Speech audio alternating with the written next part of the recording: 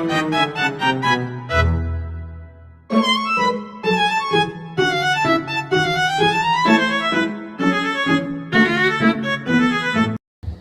day. Today, I will talk about society. What is society?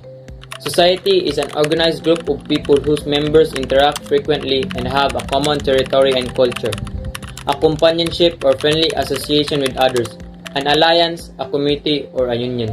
So, ang society ko kay is a group of people nga mag-interact kay nag-share sila same interests, culture, and many more. How does the human person relate in society? A person relates to society by building connections with other people. It starts with our family who teaches and guides us as we grow. Later on, we make friends in school, meet teachers, and interact with people in our community. Through these relationships, we learn how to communicate, understand others, and live peacefully with them. So, ang human person ko makarelate sa society kay mag-build daw sila connection sa lain tao kay para maka-improve sila communication or maka-learn og mga new things. So, why is society important? Society is important because it helps people live and work together in an organized way. It provides support, safety, and a sense of belonging in society. People share ideas, help one another, and build relationships that make life better and easier. Without society, people would struggle to meet their needs like food, shelter, and protection.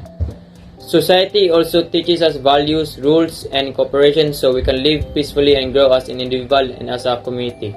So, para sa ako giingon ganiya, ang society ko kay makatabang sa usa ka tawo para maka-improve sa ilang kaugalingon. O para sa saying nga, no man is an island, so mas kinabangay gyud ang mga tawo mo ng society.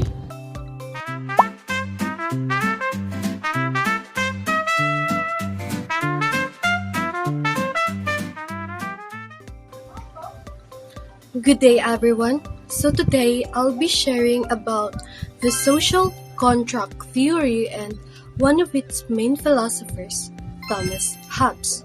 But don't worry, I'll explain it in a simple way so that you will all be able to understand it easily. So first, what is the social contract theory? Unsa man jud ni siya? Basically, ang social contract theory, mao ni siya ang idea nga nag-explain kung nganong naamantay government and laws. It says that people make an agreement or some kind of contract to give up some of their freedom in exchange or so that they can live peacefully or safely under a leader or a government.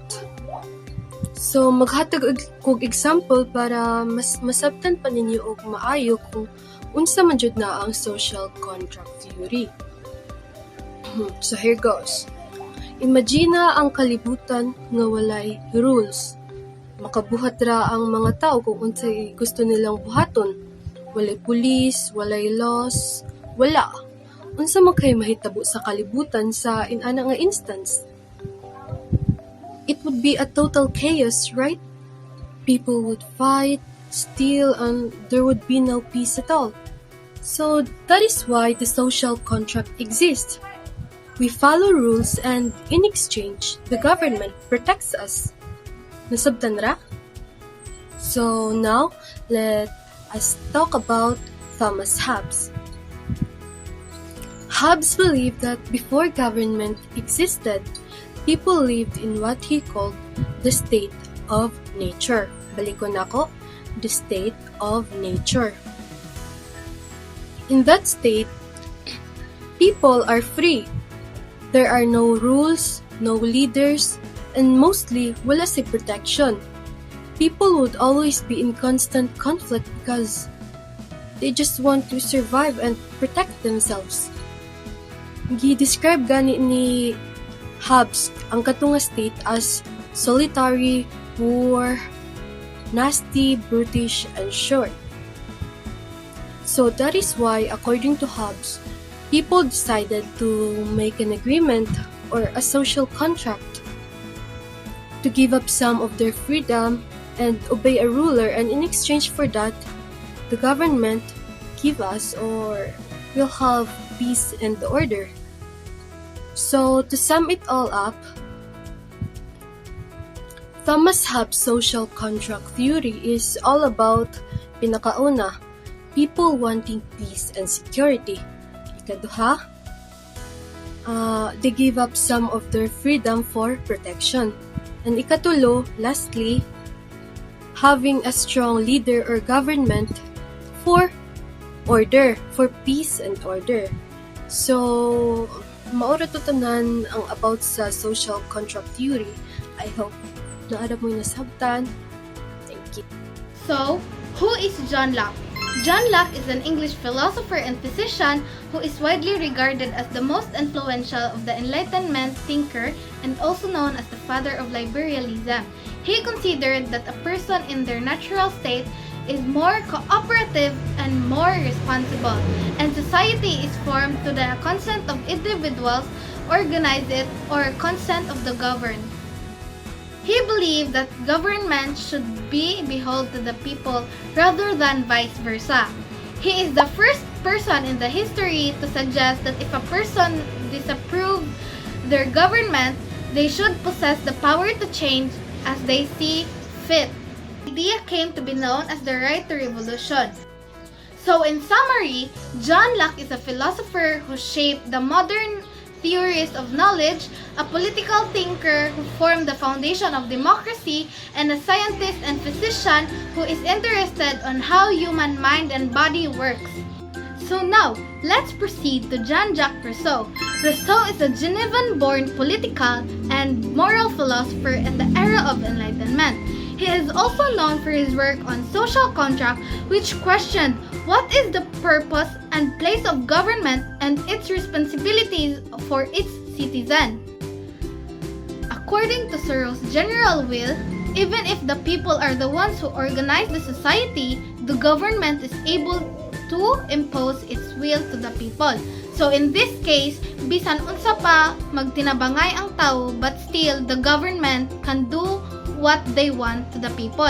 Like, ang government kung unsay ay mag-command sila sa people kung unsa ilahang gustong mabuhat or gustong ipabuhat. So that's Thoreau's general will. So, his general will is a collective will of the people who aims for the common good, not just for the sum of individual desires. So, to summarize all, he believes that humans are born good but corrupted by the society. So now let's move on to the next figure, John Rawls. So John Rawls is very popular for his idea original position. So what is this original position? So this original position is a hypothetical situation where individuals or people come together to decide for basic principles of justice. So this includes equal freedom and equal opportunities for all, fairness. So that was the main goal, to have rules or laws that can benefit the majority, that benefits all people. But there's a problem. So what was the problem? So the problem is that when people decide, they are influenced by their personal characteristics. So what are these personal characteristics? So this includes our social status, pobre ba tayo dato, our gender, race, our abilities, disabilities, our intelligence, and the way we reason, our wisdom and philosophy.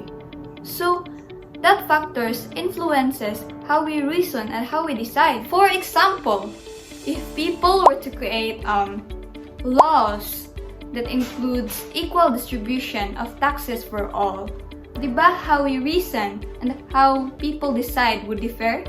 Because their position in the society are not equal. There are people that is rich and there are people that are poor. So the rich people would probably argue that rich people or wealthy people should pay the same taxes as the poor people because they believe that they should gain their profit. Dapat ilaha makuha, sila yung makakuha sa ilahang na-earn because they work hard for it. And poor people, on the other hand, would probably argue that rich people should pay higher taxes because they are already fortunate enough and can already afford basic needs, unlike poor people who struggles. Diba? How they reason and how they decide would differ. So, it would be hard to create a decision or to create a law that majority decides because how they reason differs. So, that's why John Rawls came up with the idea of original position. So, original position is a hypothetical situation where people doesn't know their personal characteristics in the society. Bali, gi-remove ang ilang identity. Wala sila kay ba kung dato ba sila o pobre. They don't know their gender, their race, their abilities, disabilities, how they think, their intelligence, their philosophy and wisdom. They don't know all of that. They don't know all the factors that affects their decisions. Bali, gitabunan ang ilahang capability nga manaw ang ilang identity sa society. Sa veil, the veil of ignorance. Gitabunan. So, ang nabilin lang sa tao ang ilahan ng rationality, ang basic capability sa tao nga mo think ug mo reason. So, in that way, so people should probably agree on the same thing, agree on the same rules that benefits the majority, that fairs everything. It creates fairness because people would choose the rules or the laws that not only benefits them but also benefits the people around them. So now, let's move on to the next figure. David Gauthier. David Gauthier says that self-interest is a very important factor in building and maintaining a society. He says that it is the foundation of cooperation. So, maka-rise up gid ta sa question nga, kano man? Why? Because, as we all know, we have selfish self-interest. Bubuhat man ganit tag mga kanang mga bad nga things para lang masatisfy ang atong interest, para lang makagain tag advantage from other people. So, why is it the foundation for cooperation?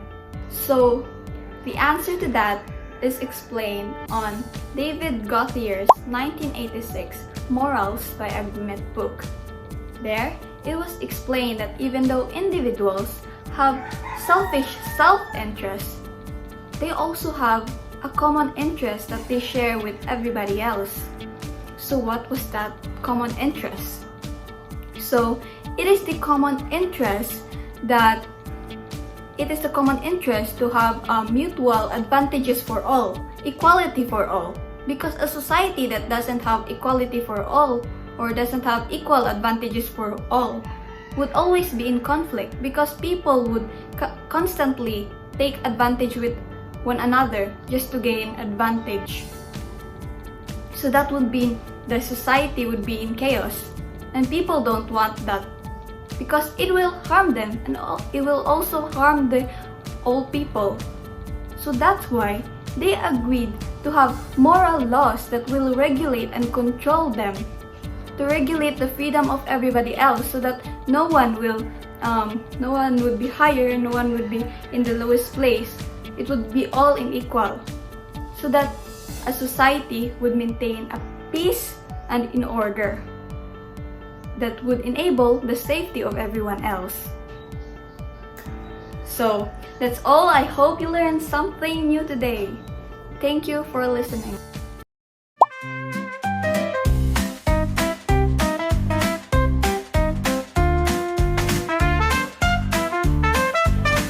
Okay, we are tackling about the common good. When we say the common good, it is when more than one person desires and work to achieve the same good. So unang daghan nga tao mubuhat sila og usa ka butang para lang tanan kay makakuan mga benefits siya. Then it can be said that a common good is among them. Mo na umubuhat ya ang tanan tao sa usa ka butang, ang usa ka community mubuhat para sa usa ka butang, mo na matawag na to og common good. It refers to social conditions which enables a person or group to fulfill their goals and achieve well-being.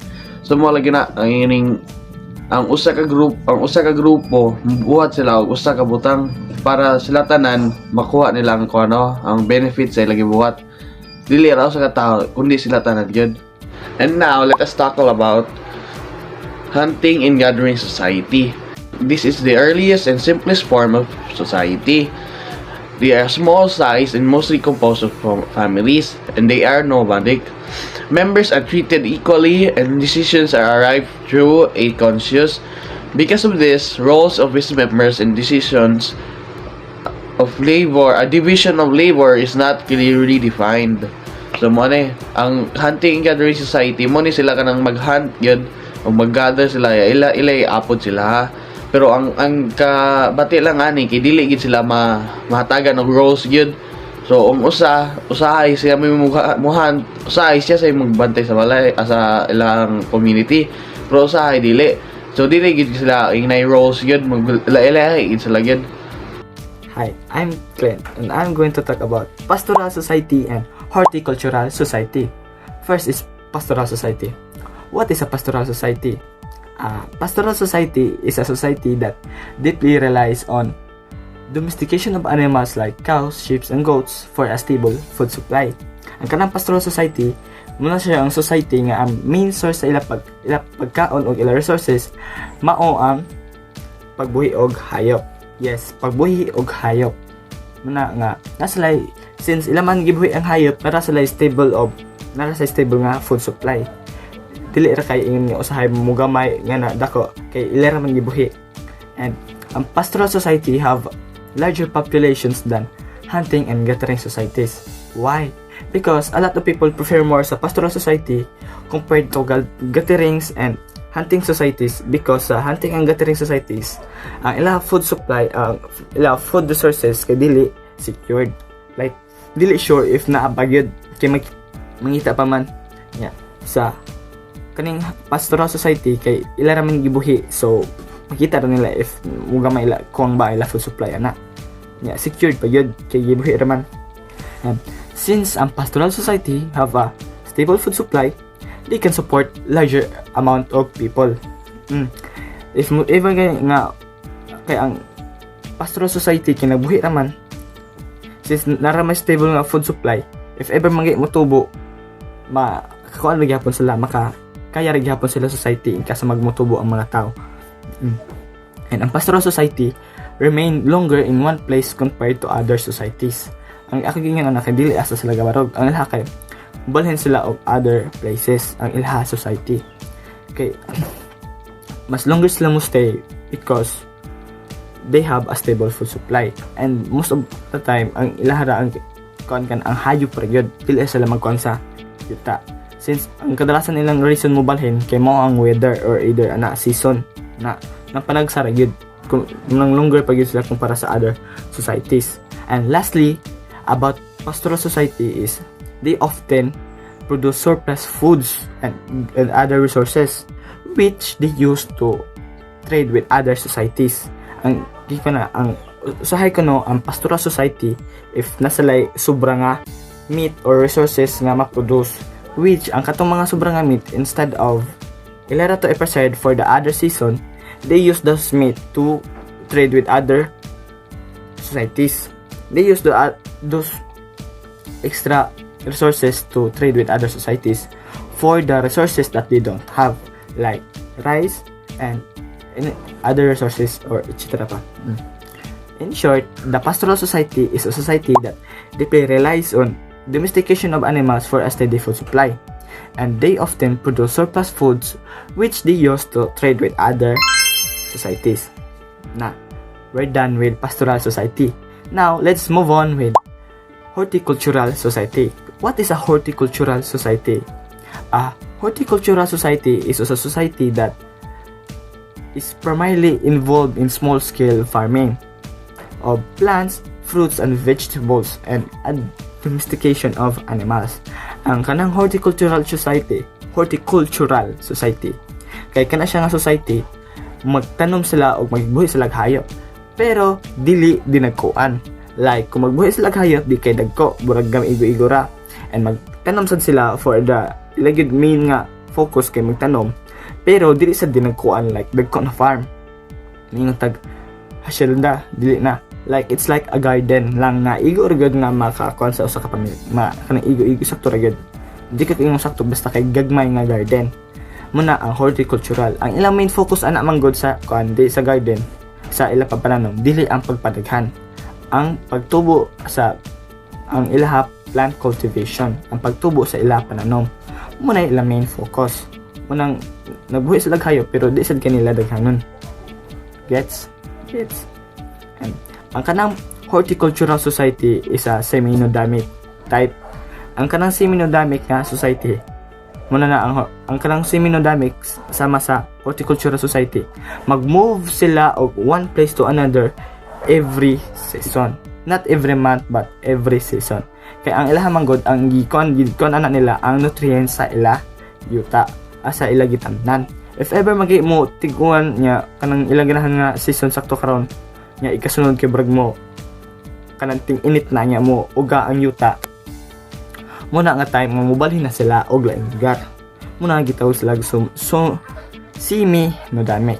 And lastly, the rules and responsibilities in the horticultural society is clearly defined with more tasks according to their gender.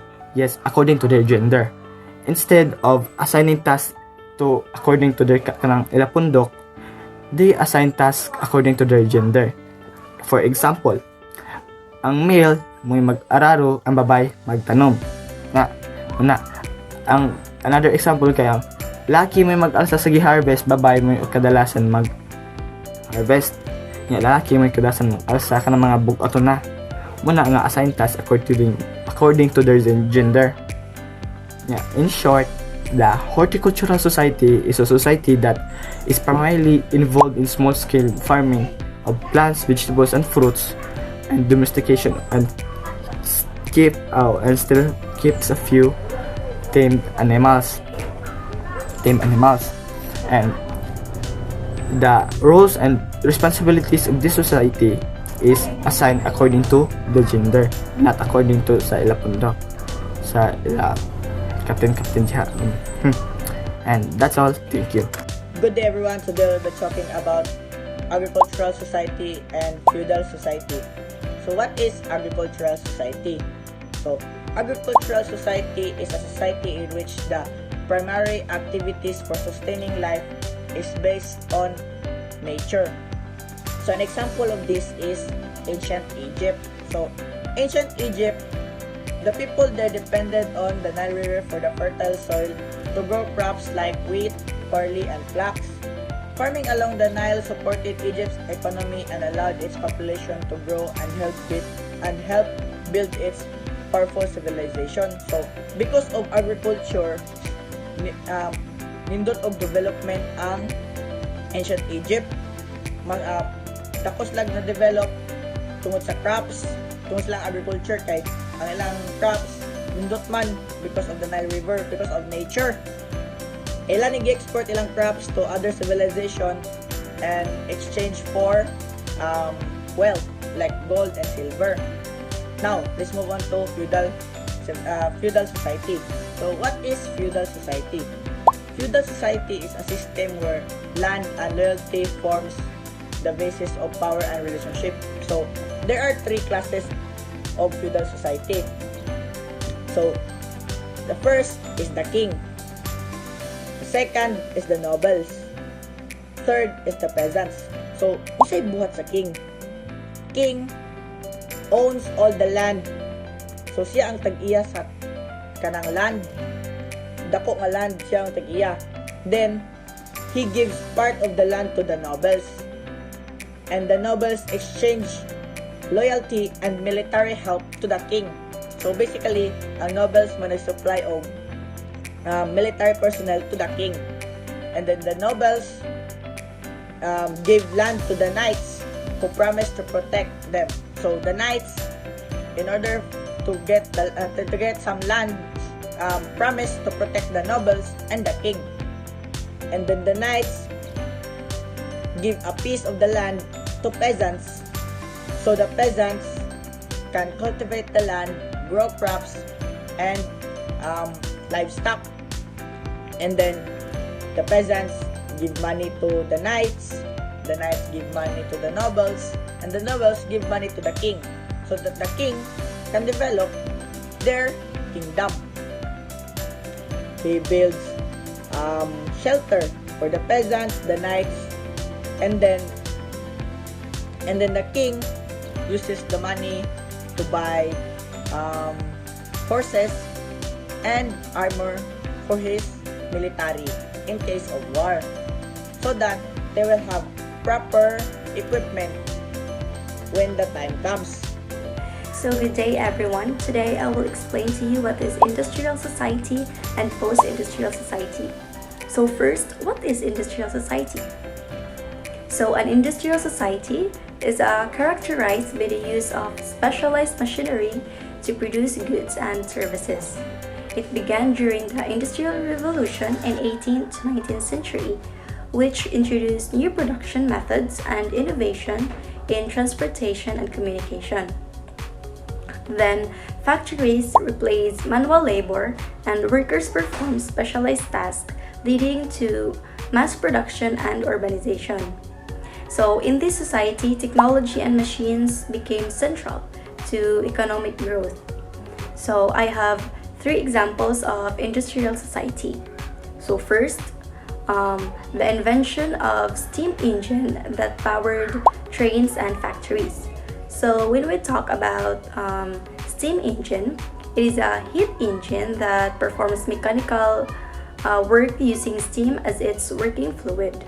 So the steam engine uses force produced by steam pressure to push a piston back and forth inside a cylinder. So second is that textile mills in England that use machines for faster production. So textile mills is a manufacturing facility where different types of fibers such as yarn, fabric, and produce and process into usable products like sheets, towels, textile bags, and many more. So lastly is automobile factories like Ford's assembly line that made cars affordable. So it is a factory where automobiles are manufactured. So those are the examples of industrial society. So next is post-industrial society. So it focuses on knowledge, information, and services instead of manufacturing. So people have higher education, better training, and more specialized roles. So most jobs are now in service sector such as technology, health, and education. So this period also saw the rise of virtual society where people connect and organize through communication, technology, and the internet. And I have also 3 examples of post-industrial society. So first is the Silicon Valley as the center for technology and innovation. So second is companies like Google and Amazon leading information economy. Third is the use of online platforms for remote work, learning, and business. So to sum up, industrial societies are characterized by the use of large-scale production and mass production techniques in order para maka-make siya og kanang products, while ang post-industrial society kay it focuses more on services and technology than on manufacturing goods. So that's all.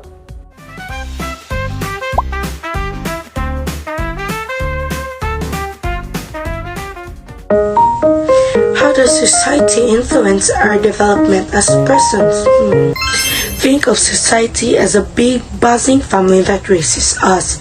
From our first steps, we are learning its rules, soaking up its values, and figuring out how to fit in. Our families, schools, and even the stories we hear all whisper advice on how to be a good person. And just like any family, society has its own traits and traditions that shape who we are. In a place like Central Visayas, you feel that connection even more. With strong families, faith, and a love for local costumes, all weaving together to create the unique individuals we become. Norms, laws, and folkways are various ways on how society influences our development as persons, each differing in formality and consequence. Norms is a set of traits that society considers acceptable, either formal or informal. It is learned through socialization. An example of norms is waiting in line. Laws, on the other hand, are formal written rules enforced by a political entity with specific penalties, like traffic laws or criminal laws. Folkways are less norms that arise from traditions and do not result in punishment when violated, considered less serious, such as table manners. In the Philippines, Central Visayas, these distinctions manifest as respecting elders, norms, adhering nations, laws, and celebrating fiestas. It is folkways. Each contribute to region's social order and cultural identity.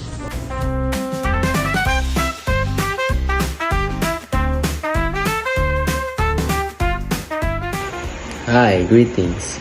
This is Dr. Caleb J. Nunezan, and in my part, we are going to tackle about social system and its three different types. Now, what is social system? Let me read the description. A social system refers to the organized pattern of relationship and institution that make up a society. It involves how people interact, cooperate, and fulfill their roles to maintain order and stability within the community. The social system helps ensure that everyone contributes to the functioning of society through specific roles and structure. So, ang pasabot tayo sa social system kay muna siya ang pag-refer sa kanang pattern daw o ang relasyon o mga institusyon nga may silbi foundation or pundasyon sa society. It involves how people interact, cooperate, and fulfill the roles to maintain order and stability within the community.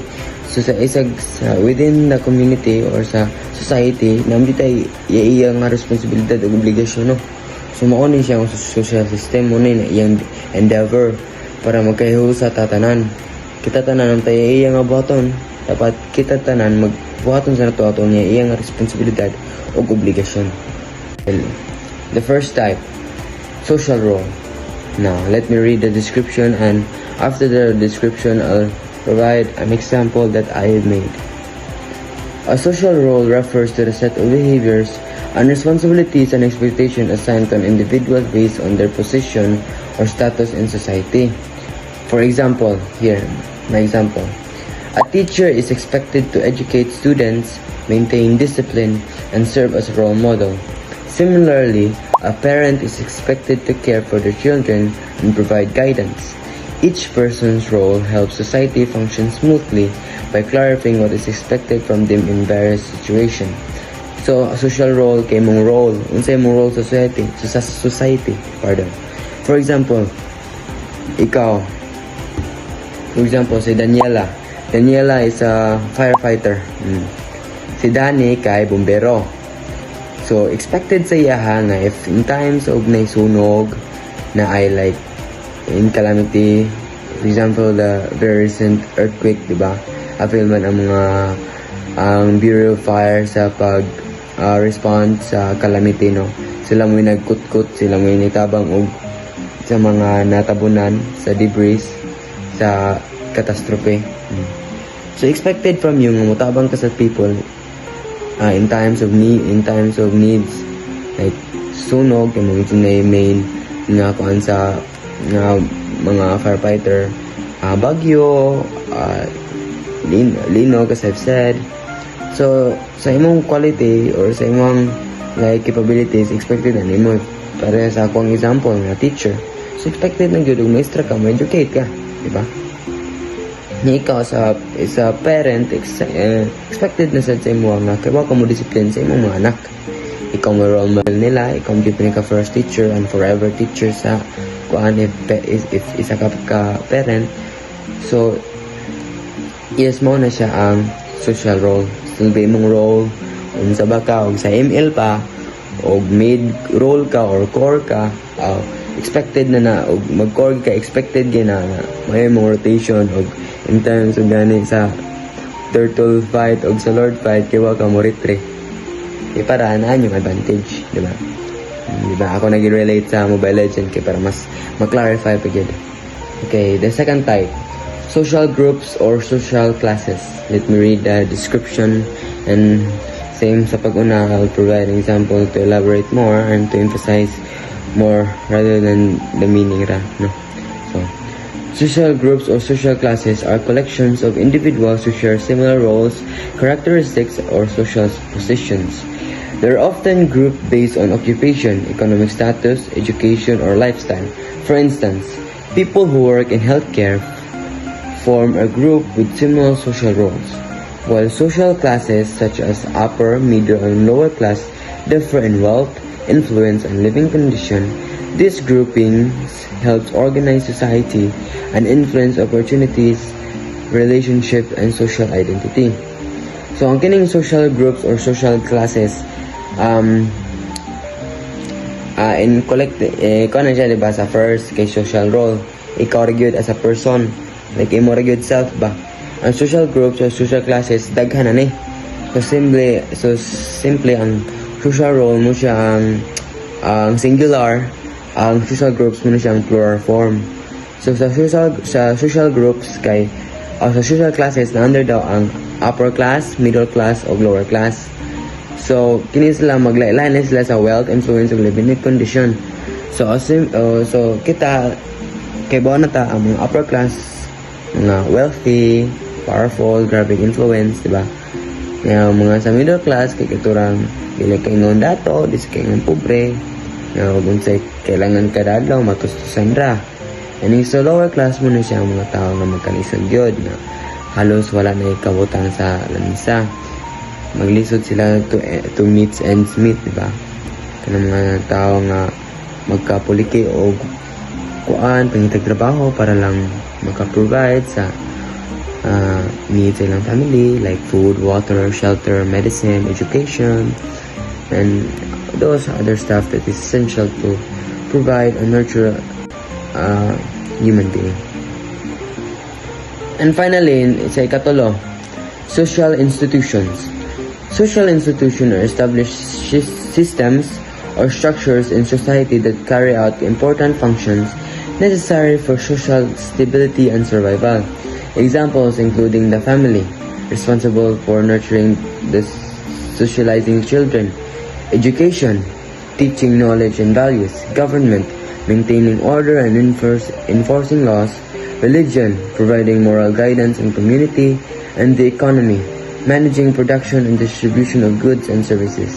Each institution plays a vital role in meeting the needs of individuals and ensuring that society operates efficiently.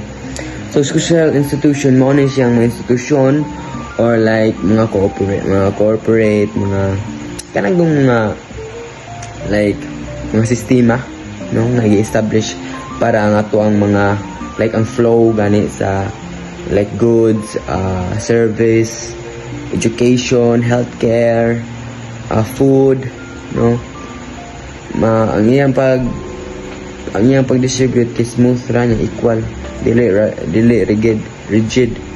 So ang pinaka best, no, nga example sa social institutions, isa sa pinaka simple na example is family. Our family. So our family is the root of the society. Okay, without a family, how can society be formed? Diba? Arem din masugutanan.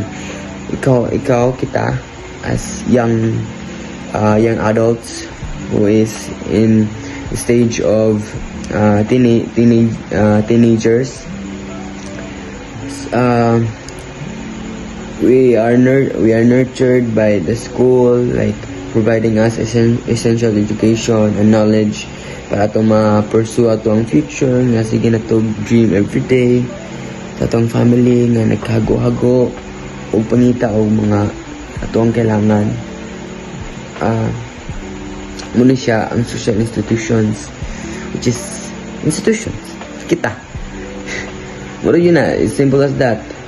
Muna siya ang like pinaka-simple, no, institution para ma-function ng society. Dili ta magka bogwag, imbis ta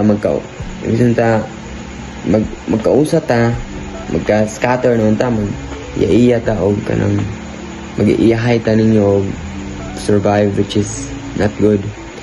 Dapat ang tatong buhaton is we need to rely on each other because no man is an island.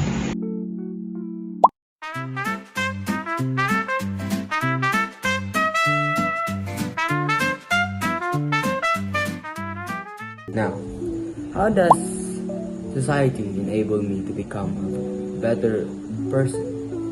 Society recognizes the capability of person to develop and provide its members with opportunities to better themselves.